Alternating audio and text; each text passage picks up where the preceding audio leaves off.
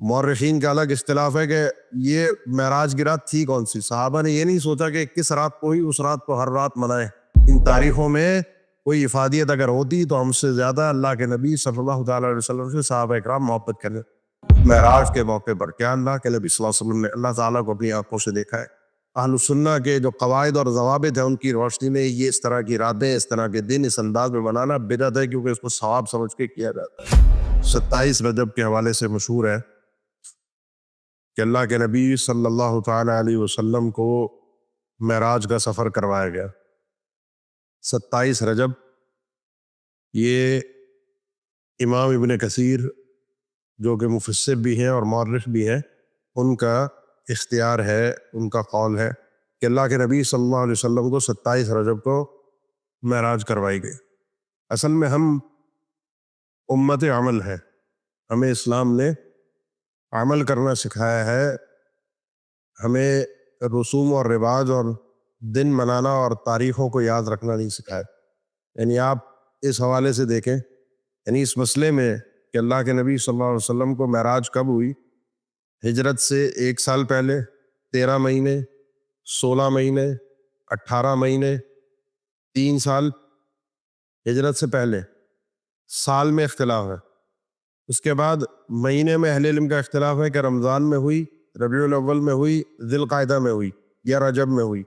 کس رات ہوئی، ہفتے کی رات تھی، جمعے کی رات تھی یا پیر کی رات تھی. اسی طریقے کا اختلاف آپ اللہ کے نبی صلی اللہ علیہ وسلم کی پیدائش کے دن کے حوالے سے بھی دیکھتے ہیں کہ وہ ربیع الاول میں ہے یا کون سے اور مہینے میں ہے.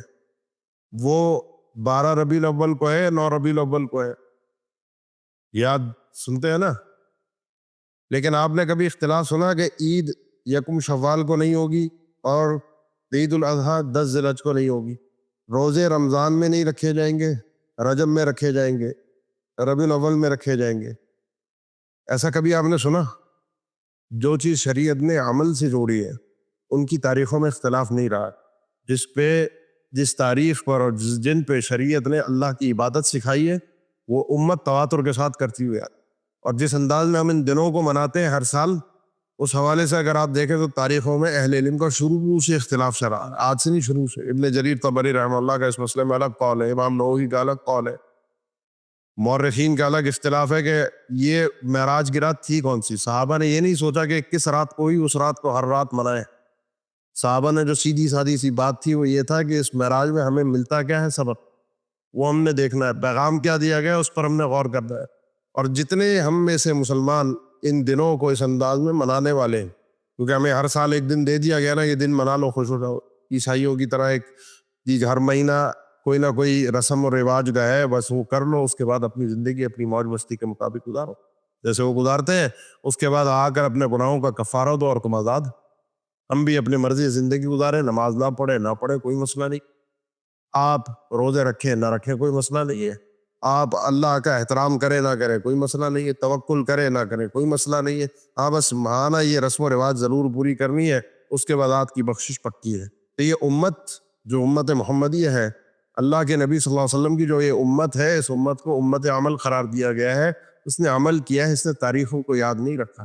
ان تاریخوں میں کوئی افادیت اگر ہوتی تو ہم سے زیادہ اللہ کے نبی صلی اللہ تعالیٰ علیہ وسلم سے صحابہ اکرام محبت کرنے لگے.